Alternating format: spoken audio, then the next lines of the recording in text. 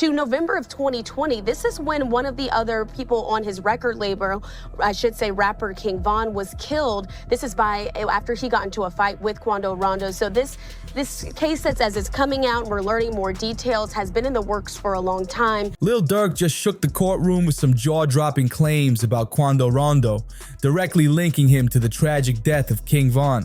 The rapper, known as the voice of Chicago, didn't hold back as he testified, adding a dramatic new layer to the story we thought we already knew. Let's rewind to that life-changing night in November 2020, the one that forever shifted the Chicago and Atlanta rap scenes. King Von, a rising star and one of Lil Durk's closest allies, was out front of Monaco Hookah Lounge in Atlanta with his crew. The vibe seemed chill until everything went sideways when they crossed paths with Quando Rondo's camp. In the blink of an eye, what started as a verbal exchange erupted into chaos. Fists flew, tensions boiled over, and then came the gunshots, shots that left King Von fatally wounded. The authorities acted fast, arresting Timothy Leaks, better known as Lil Tim, a tight associate of Quando Rondo, and slapping him with a first-degree M charge. Fans couldn't stop speculating about what really went down, spinning theories and dissecting every angle. Then, Quando Rondo added fuel to the fire with his appearance on Angela Yee's show, where he stuck to his story of self-defense. Rondo claimed his crew was blindsided by what they thought was an ambush, and insisted he didn't even realize it was King Von charging toward them. The Department of Justice's indictment has placed Lil Durk front and center as the lead defendant, accusing him of conspiracy, utilizing interstate facilities to arrange M for hire, and using firearms to commit violent crimes. Prosecutors allege that Durk wasn't just a rapper with a record label, but the head of an organization known as Only the Family, a group they claim operated far beyond the music scene. According to federal prosecutors, this family allegedly engaged in a range of violent activities, including M and assault, to maintain their grip on power. The feud between Durk and a victim identified in court documents as TB reportedly traces back to the night of King Von's death. The feds claimed that after TB's associate, Von, was killed, Durk sought revenge, allegedly putting a bounty on TB and setting off a deadly chain of events. The indictment paints a chilling picture of what happened on August 19, 2022. Prosecutors allege that several OTF members tracked TB for hours, finally ambushing him at a gas station in a hail of bullets that tragically claimed the life of a family member traveling with him. They argue that Durk orchestrated every step, allegedly handling logistics down to the smallest detail. The feds claim that Durk used funds from OTF to bankroll the operation, organizing flights, accommodations, and even offering instructions like, "Don't book any flights under names connected to me." They've allegedly got the receipts too, bank records, flight itineraries, and text messages to back the case. The FBI even tracked Durk from Chicago to Los Angeles, alleging he flew alongside co-conspirator Kayvon London Grant, who reportedly purchased ski masks and booked hotel rooms for the shooters. When federal agents arrested Durk in October near Miami International Airport, they found him with multiple one-way tickets to destinations like Dubai and Switzerland. The feds made it clear they were watching him every step of the way. Meanwhile, the cycle of violence didn't end there. Just weeks after these events, Quando Rondo faced his own devastating loss when his close friend, Lil Pop, was fatally shot near LA's Beverly Center in August 2022. Quando Rondo and Lil Pab were ambushed at a gas station, and tragically, Pab didn't make it out alive. The aftermath was devastating, with Rondo captured on video, overwhelmed by grief, screaming in shock and disbelief as Pab's lifeless body was pulled from their car. Heartbroken, Rondo took to social media to mourn his friend, sharing tributes and memories that painted a vivid picture of their bond. It was a chilling reminder of the relentless cycle of violence that continues to claim lives, with no signs of slowing down. Many speculate that Pop's death was directly linked to the ongoing tensions between Rondo's crew and OTF, fueling rumors that this tragedy was yet another chapter in the ongoing saga sparked by King Von's death. Fast forward to August 2023, and the case against Lil Tim, the man accused of killing King Von, took a surprising turn. After years of anticipation for a trial, Tim's charges were dropped entirely. His attorney, Noah Pines, revealed that the case never even reached the indictment stage. Prosecutors reportedly concluded that Von's death was a result of self-defense, leading to the dismissal. The news caused a major divide among fans. Some viewed it as vindication for Tim, while others saw it as a glaring failure of the justice system. For Quando Rondo, however, it was a moment of validation.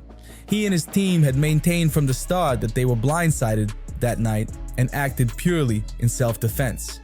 Rondo addressed this narrative repeatedly in his music and interviews, emphasizing that his crew only reacted to protect their lives when faced with an unexpected attack. The state of Georgia officially closed the case following Lil Tim's arrest, signaling there would be no further investigation into King Von's death. For many of Von's fans, this felt like a bitter blow, with many feeling justice had been denied. To make matters worse, Tim doubled down on the controversy by dropping a new track, Left a Stain, where he appeared to reference the dismissal and, to some, even celebrate the outcome. It was a move that added even more fuel to the fire, leaving fans on both sides wondering if this heated saga would ever find closure. Now, while Lil Durk faces his new reality behind bars, things on the outside are heating up again. On October 26, 2024, Quando Rondo released a new track, Life Goes On, and it's already igniting fresh controversy. Within hours of the official music video dropping on YouTube, it had racked up over 200,000 views, with fans diving deep into the lyrics, analyzing every word for hidden meanings and subliminal messages. In Life Goes On, Quando spits lines that have everyone buzzing. Beefing with the same color on my skin, same color of the hammer, young ninjas out here fighting over the color of a bandana.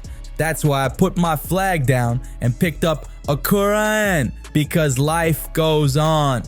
It didn't take long for DJ Academics to post a clip of the video on Instagram, sparking a flood of speculation in the comments.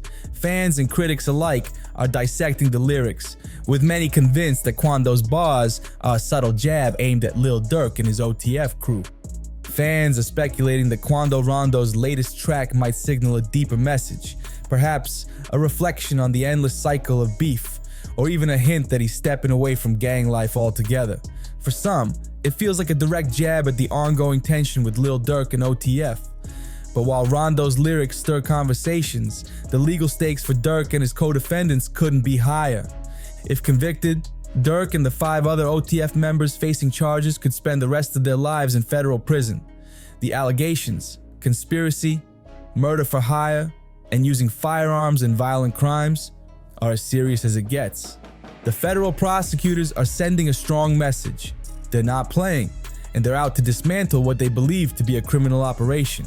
For Durk, this case threatens to destroy everything he's built: his career, his legacy, and even OTF itself.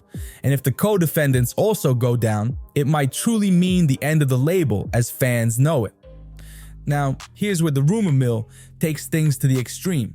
On TikTok, wild claims are circulating, suggesting Durk could face the electric chair for his alleged role in orchestrating a hit on Quando Rondo. Viral posts from users like Even Joke are spreading sensational theories, with one post saying, "Why be in jail? Thug in jail. Durk getting the electric chair. Rod Wave just dropped his last album.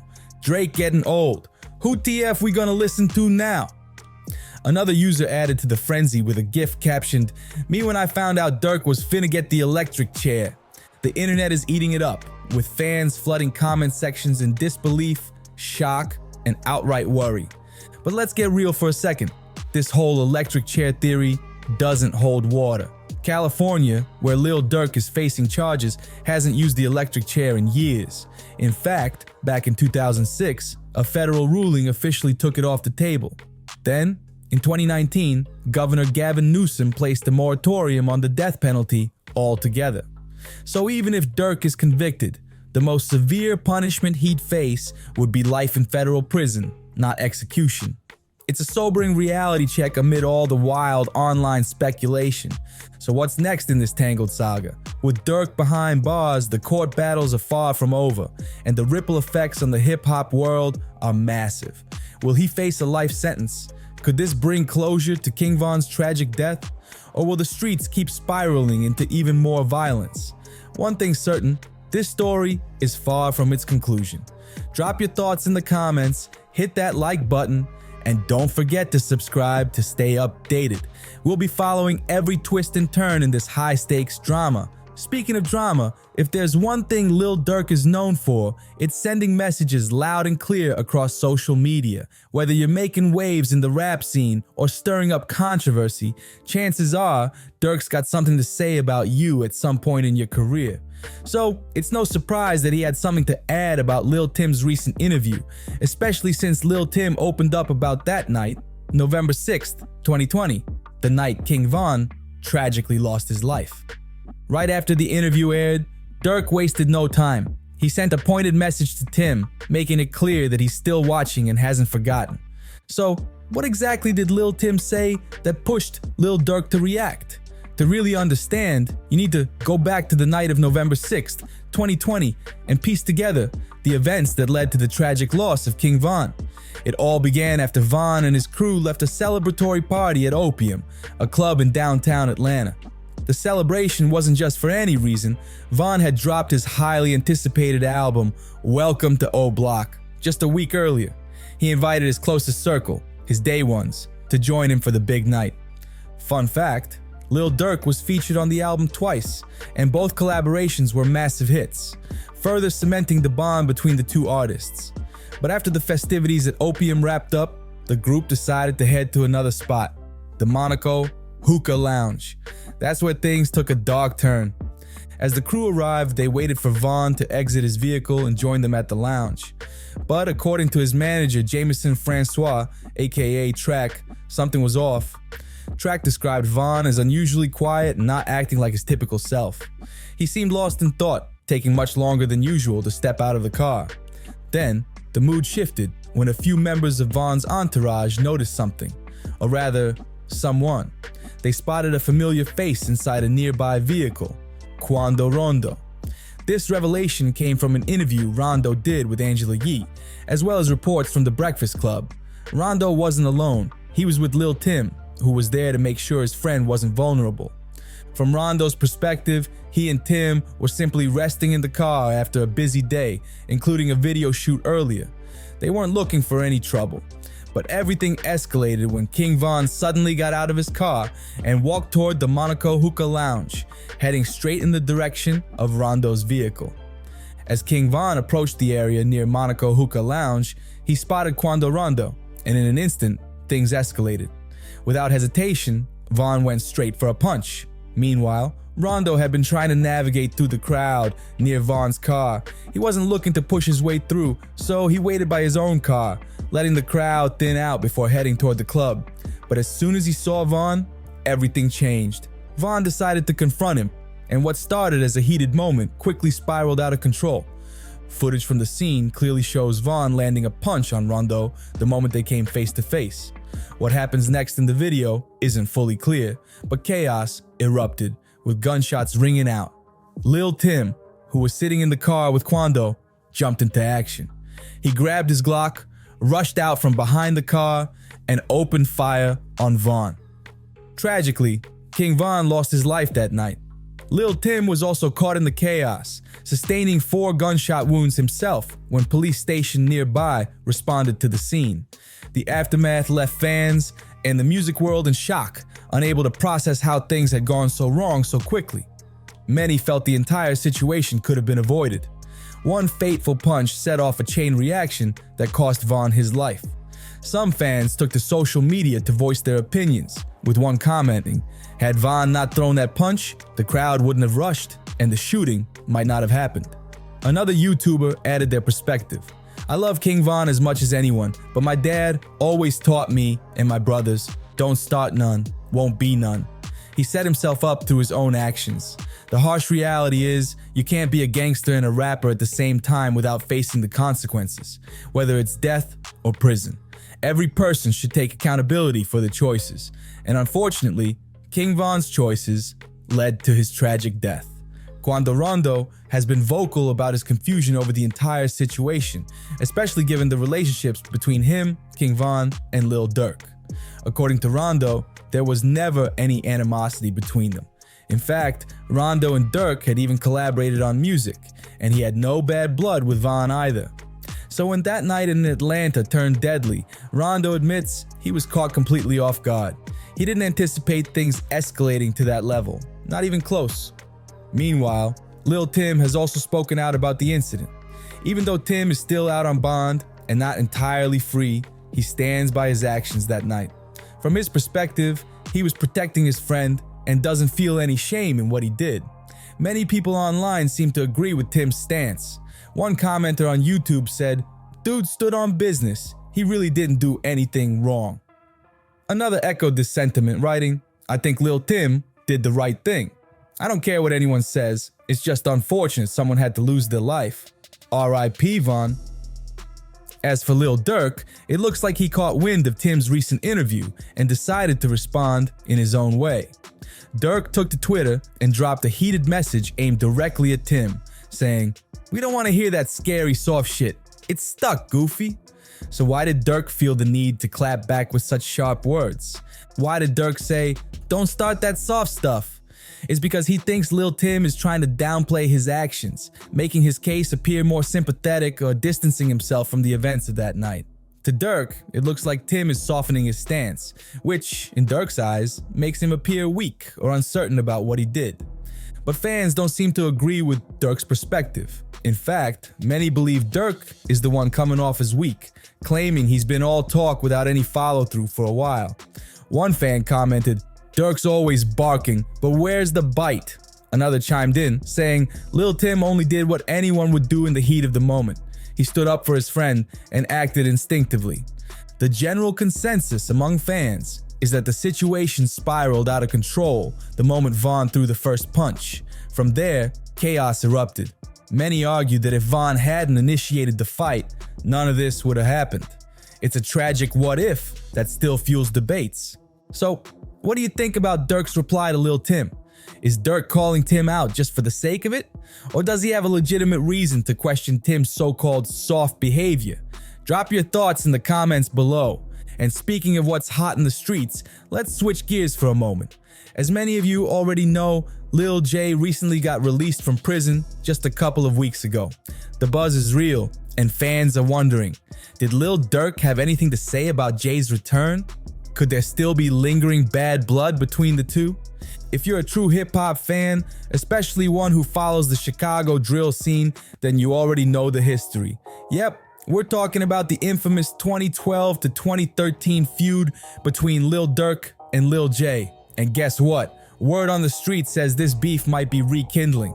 For those who missed the drama back then, let's rewind and break it down. This wasn't just a rivalry between two rappers. It was a clash between crews, deeply rooted in gang ties. Before diving into the latest developments, let's revisit the origins of this beef and how it all went down.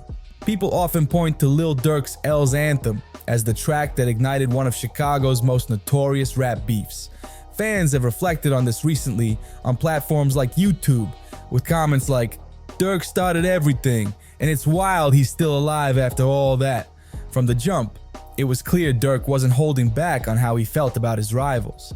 In the opening verse of the song, he rapped, "Brick Squad," setting the tone for what came next. Not long after, Lil Jojo, a prominent member of the GDs, fired back with his own diss track, BDK. In the song, Jojo didn't mince words, saying, "Durk said Fing Brick Squad, so I can't wait to catch him. Squeeze this Fing 40, now they got him on a stretcher." The feud had officially exploded, with both sides escalating tensions on and off the mic. This beef wasn't just about music anymore, it was spilling over into the streets. In a recent Vlad TV interview, Lil Reese was asked if Jojo's song had changed Chicago's rap game forever. Reese didn't shy away from addressing the impact. Soon after, tragedy struck. Lil Jojo was killed while riding his bike on the streets of Chicago, sending shockwaves through the scene. Instead of de-escalating the situation, Durk took to Twitter with posts that many saw as taunting Jojo's death. One of his tweets read, "Banshee is the best bikes," an apparent jab at Jojo, who was on a bike when he was killed. Durk made it even more blatant with another tweet, "Might still be alive if he had a Banshee LOL." This only fueled the fire.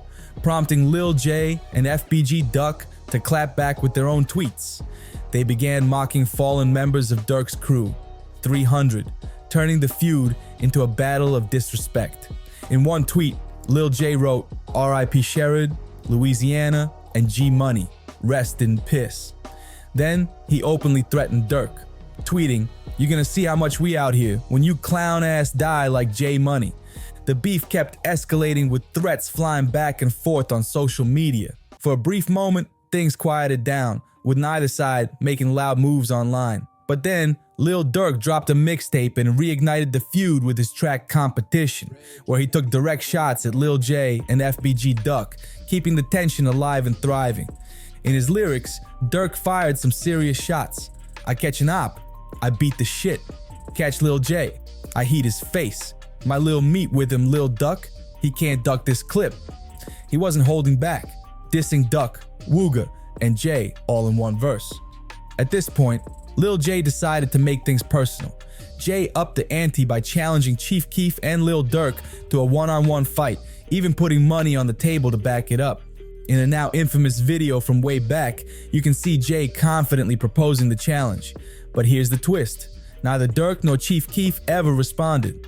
The challenge never materialized, but the tension didn't go anywhere.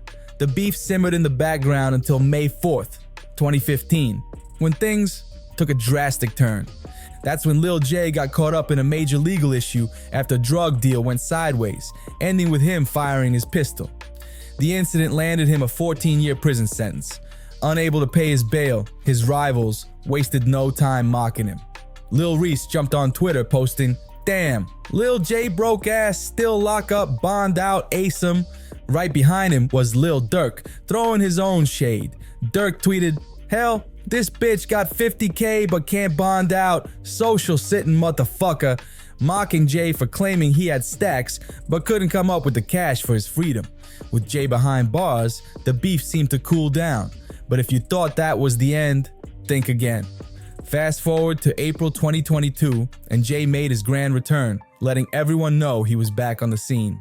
Fresh out of prison, he immediately jumped into his car, donned a mask, and posted a video on social media, declaring that the Clout Lord was back and ready to take over the streets of Chirac once again. And he didn't stop there. Lil J has been hustling non-stop since his release, pouring his energy into his music career. His YouTube channel is buzzing with new uploads almost daily, showing that he's determined to reclaim the spotlight. He's making it clear that he's not just back. He's here to prove to everyone who doubted him that he's still a force to be reckoned with.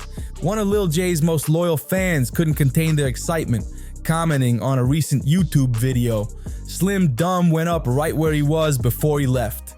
It's clear J's return to the music scene is already making waves. But it didn't take long for Lil Durk to catch wind of J's release, and he wasted no time firing shots on social media. Durk posted a story on Instagram saying, "Send me that clip of dude from the rack telling so I can post it. Hurry up." It was a clear jab at Lil J, with Durk insinuating that J must have cooperated with law enforcement to get out of prison early. Durk's accusation stirred the pot, leaving fans wondering, did Lil J actually strike a deal with the cops? The truth? It's unclear. But what we do know is that J's early release came with parole restrictions, something he's openly addressed in his music. In his track Facts, he raps, "I heard he was sneak dissing behind the back. Now where they at? Don't give a asterisk, cause I'm on parole. You want smoke? Then it's that." He doubles down on this theme in bars to Clout 3, rapping, "I made 'em, I know they envy. Yeah, I'm on parole, but I still go get busy." While he may not have full freedom just yet, Lil J's lyrics show he's not backing down from anyone, including Durk. The question now is, will Durk respond? So far, he's yet to drop a track directly addressing Lil J's comeback, but given the history, it feels like only a matter of time. What do you think? Is the tension between Lil J and Lil Durk as intense as it was back in the day? Will their feud reignite the chaotic days of Chirac's past? Drop your thoughts in the comments below, hit that like button, and don't forget to subscribe. Stick around because we'll be bringing you all the updates on this escalating drama and more.